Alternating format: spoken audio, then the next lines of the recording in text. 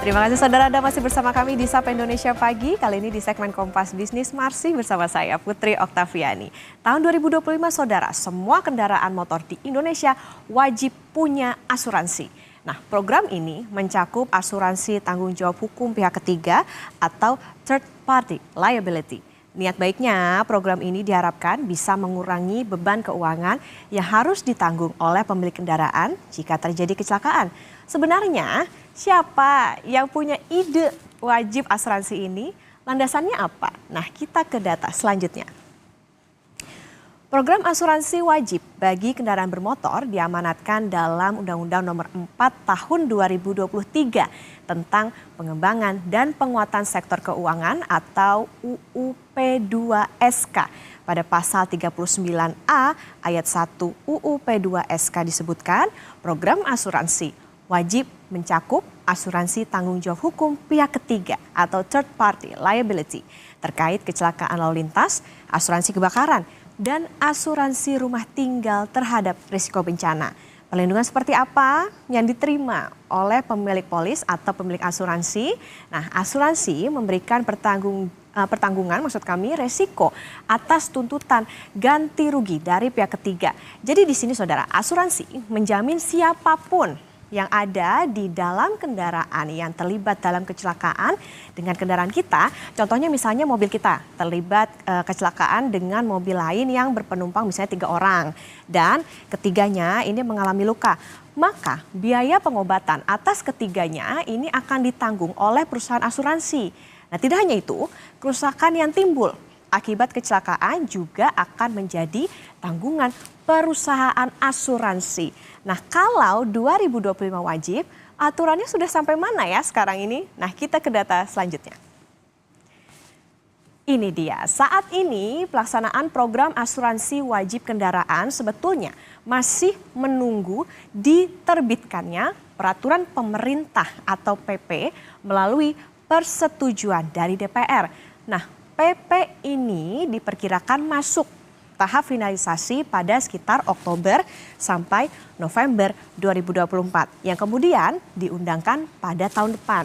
Nah, setelah itu barulah Otoritas Jasa Keuangan atau OJK ini menyusun peraturan implementasi program asuransi wajib tersebut. Kepala Eksekutif PPDP OJK, Saudara Ogi Prastomiono bilang OJK masih mengkaji kebijakan wajib asuransi third party liability atau TPL bagi pemilik kendaraan bermotor.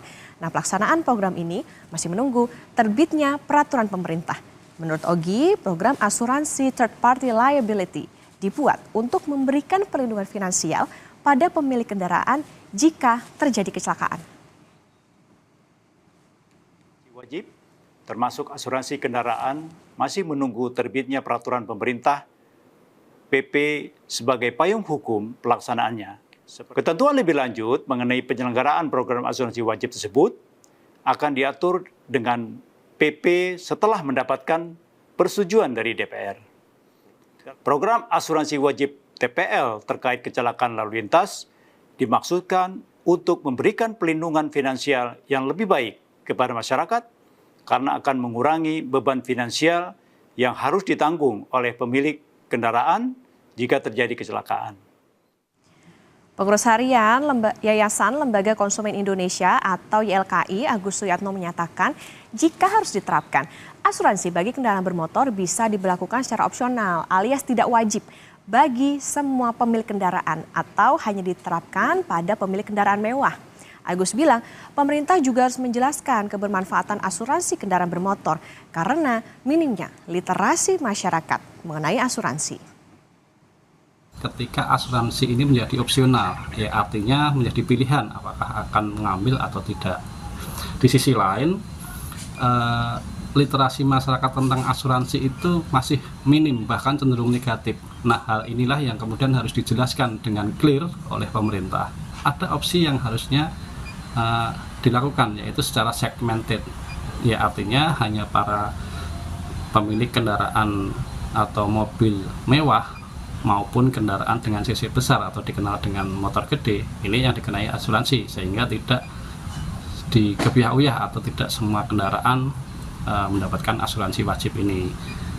Dengan demikian, pungutan atau beban asuransi tidak dikenakan kepada masyarakat yang notabene kebanyakan masyarakat yang dengan kelompok ekonomi menengah bawah.